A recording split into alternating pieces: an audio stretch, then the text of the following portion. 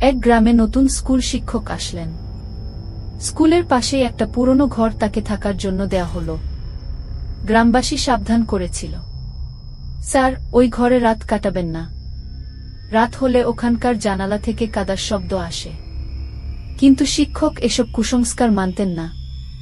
তিনি হাসতে হাসতে থেকে গেলেন। প্রথম রাতেই ঠিক 12টার সময় ঘরের জানালা থেকে হু হু কি করে কান্নার শব্দ ভেসে এল। তিনি সাহস করে জানালা খুললেন, কিন্তু কিছুই নেই, শুধু বাতাস। দ্বিতীয় রাতে আবারও একই শব্দ।